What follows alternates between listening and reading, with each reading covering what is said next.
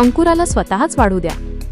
ज्याप्रमाणे एखाद्या रोपाची वाढ होण्यासाठी त्याला सूर्यप्रकाश, पाणी आणि मोकळी हवा आवश्यक असते, त्याचप्रमाणे मुलांच्या सर्वांगीण विकासासाठी त्यांना स्वतःच्या चुकांमधून शिकण्याची आणि स्वतःच्या प्रयत्नांनी यश मिळवण्याची संधी दिली पाहिजे. आजकालच्या जगात पालक म्हणून आपण आपल्या मुलांवर इतके प्रेम करतो की त्यांना कोणत्याही संकटात पडू द्यायला तयार नसतो.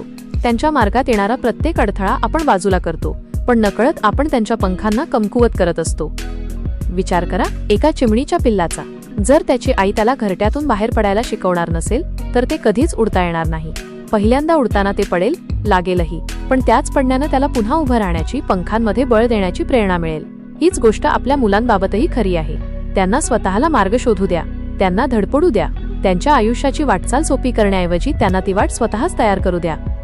मुलांनी स्वतःच एखादी समस्या सोडवली, स्वतःच एखादं आव्हान पार केलं तर त्यातून त्यांना जो आत्मविश्वास मिळतो तो जगातील कोणत्याही संपत्तीपेक्षा मौल्यवान असतो. त्यांची ती छोटीशी यशोगाथा त्यांच्या चेहऱ्यावर एक अशी चमक आणते जी शब्दात व्यक्त करता येत नाही. त्यांच्या त्या यशाचा आनंद त्यांच्या पालकांसाठी कोणत्याही पुरस्कारापेक्षा मोठा असतो.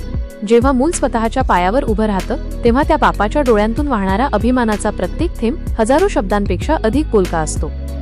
म्हणूनच चला आपल्या मुलांना स्वातंत्र्य देऊया, त्यांना पंख देऊया, पण त्यांना स्वतःच्याच आकाशात उडू द्या. त्यांच्या चुकांना घाबरण्याऐवजी त्यांना त्यातून शिकू द्या. त्यांना स्वतःच्याच पायावर उभं राहू द्या, कारण याच संघर्षातून आणि धडपडीतून ते एक जबाबदार, आत्मनिर्भर आणि कणखर व्यक्ती बनतात.